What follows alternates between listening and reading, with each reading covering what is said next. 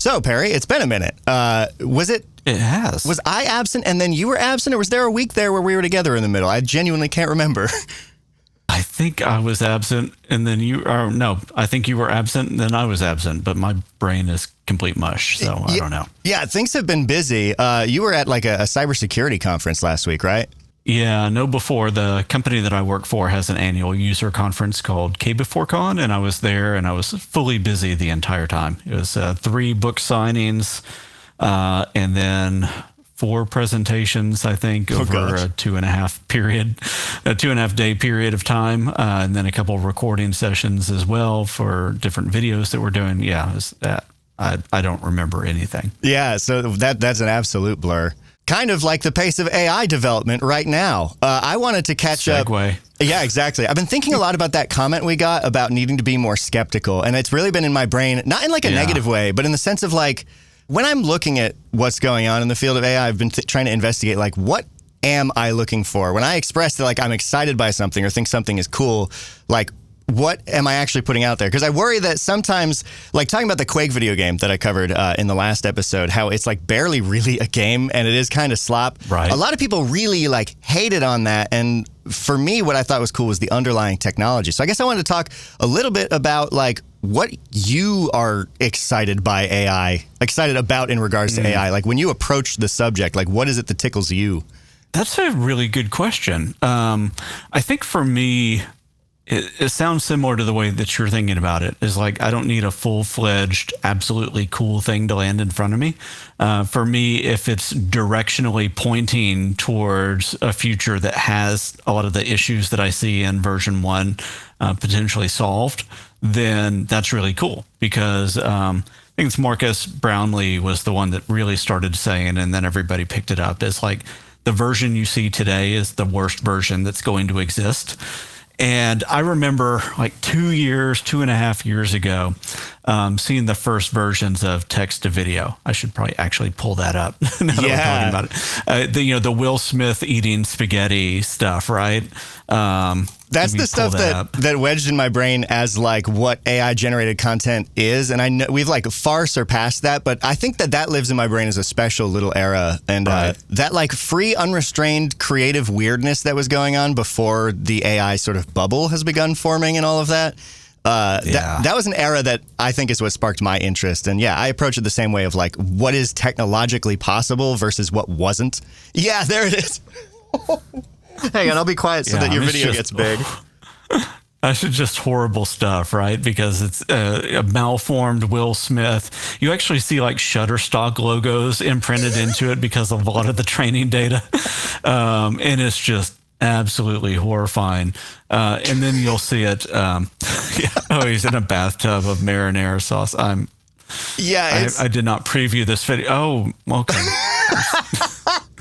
It's unbelievable. It's grotesque. It's so bad. And then they're showing the 2024 versions of it, and it's much cleaner, easier to see. There's less deformations on his face, and there's more coherence of the noodles as they go into his mouth. I know in one of my presentations, I show these early versions of text to video, and the one that I have also has like Trump and Biden eating spaghetti, and Scarlett Johansson, and at like one point her teeth actually leap from her face, and she looks like a demigorgon kind of thing. And so it's gotten so much better. Then you look at Google VO2 from just a couple months ago, and Kling version 2 that just came out this week, and it's like an amazing difference.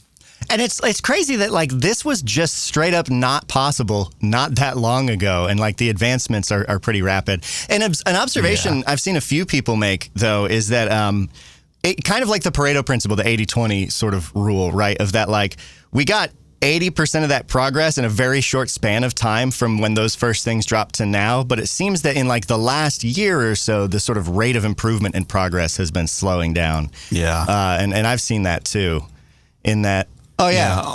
On the screen, for those watching, Kling 2.0 came out this past week, and I've got a video showing that's comparing comparing Kling.0 versus Runway Gen 4 versus Google VO2. And I mean, the differences are, pretty stark, even with the ones that are currently the best of breed models that are out there. And there's good reasons to go to all of them, but compare any of these to Will Smith eating spaghetti from a couple of years ago, and it is a big difference. Yeah, I was going to say, you call the differences stark, but honestly, they're not that stark. Like they're sort of more subtle to me, like the speed, the frame rate, how it is sort of choosing to interpolate different things. Like we are at the point where the state of the art is both very impressive and also very close to itself, like from each front, I feel. And each of them have different strengths, right? Because some of them will excel at fantasy, where you're not necessarily dealing with things like uncanny valley as much.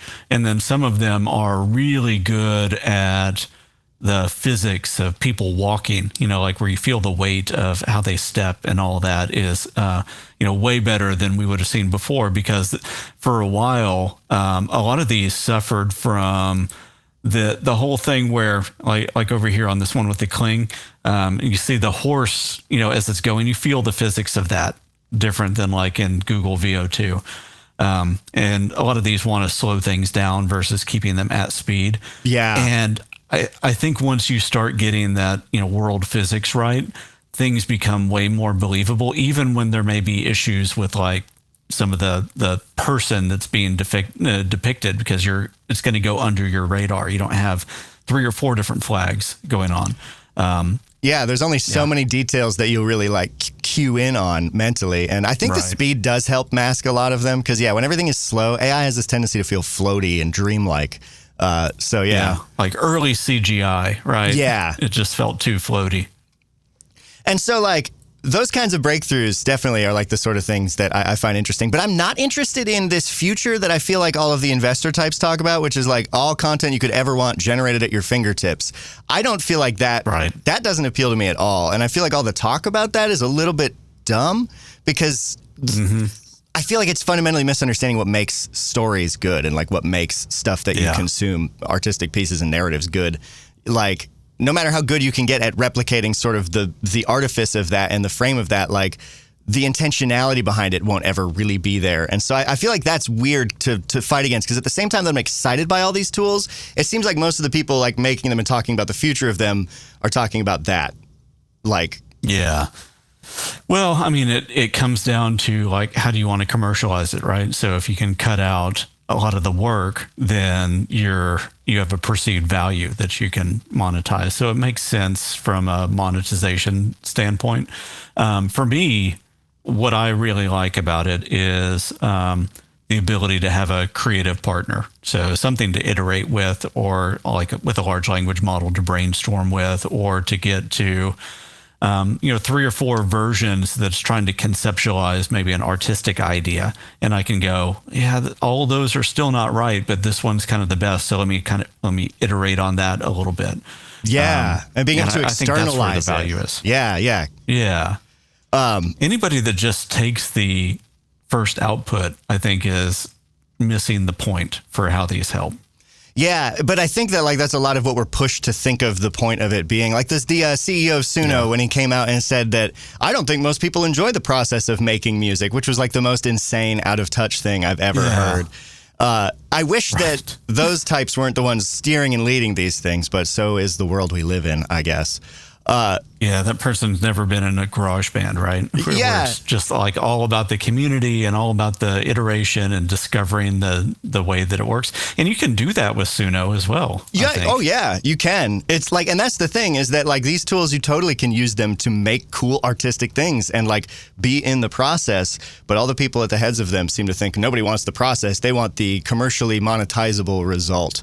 And I don't know how we get past that. But I guess I try and ignore that side of it as much as I can and just focus on what is cool about the technology. And I wonder if that might lead to what seems like a lack of skepticism. I'm not sure. Yeah. I don't know. I think for me, art is in the process, right? If you're going through a process to create something, you've created a version of art. If you're clicking a button and getting an output, you're creating a product. And I think that there can be a crossover between art and the productization of that art. But I think if you're just clicking a button, you've got an assembly line going rather than something that feels creative or is maybe even contributing to the good of the world in some way. Yeah. And I wish we could be having this like philosophical discussion without all of the political baggage on top of it. I saw the other day someone saying that AI is a predominantly right-wing phenomenon. And I thought that was a baffling analysis. First of all, I was like, that's a bad take, but it was one of those tweets that had like a ton of likes. And I was like, oh, wow, public sentiment towards this is shaped a particular way. And when you have figures like Elon Musk, I mean, I guess it makes sense, but I don't know. I would think that most of the other AI innovators that you look at are centrist or left. They may be capitulating some to whatever political environment that they're in and changing some of their policies and stances so that they're not at war with whatever party is in charge. But I think when you look at the long-term stances that many of the founders of these companies have had, they're centrist or a little bit to the left. Probably some of them from a social program's point of view, very far to the left. I think we just hear the common person who's not plugged into this field probably just hears the most about like Musk and Zuck, who are pretty loudly, overtly right-wing, which I think leads to that sentiment. Right. But I feel like it makes us be in a weird spot with this show in terms of like who we're talking to and whatnot. I just hope that it grants taking AI back for the people and the artists is sort of a thing that I would like to see, but we'll have to see. Yeah, I would have never thought that somebody would characterize AI as primarily a right-wing versus left-wing thing. I mean, AI is a technology, and I think you could look kind of like maybe meme warfare, right? I think for a number of years, the folks on the right side of the political spectrum were really, really good at meme warfare and just taking these, little pockets of different artistic expression or cultural representation and weaponizing that. People on the left have started to figure that out a little bit more, but doesn't mean that memes are primarily a right-wing or left-wing thing. Memes are there just because culture exists. Yeah, and I mean, honestly, we can't go down this rabbit hole because A, we're out of time and I didn't even share any of the like actual headlines I wanted to, so I might sneak them into your next segment too. But B, just a quick thought on that is I think that largely has to do with sort of the stratification of the left side of politics where you have like, it's not as big tent. Like the right will say, if you disagree on one issue with the left, you're welcome in our big tent over here on the right. The left has a lot more purity testing, stratified layers of like no true Scotsman kind of thing going on. And so I think there's just like a group vibe that leads it to be easy to take things over and make them seem that way. But yeah. Or we end this with this. Maybe it's that anybody on one side of a political spectrum is always going to see the people on the other side as the big other group where there's not much differentiation in beliefs or policy or anything else. So it doesn't matter, I think, which side of that line you stand on. You just look and go, not me, or, us and them. And I think that's probably most of where that comes from. If you're listening to this and you've not listened to our other show, Digital Folklore, you should go dip your toes over there because I think, Perry, we'll have a lot to talk about when we spin that back. Absolutely. But now, right here, we're here to talk about tech and AI, and we got some quick hit headlines coming up in the next segment. So sit tight. We'll be right back after this break.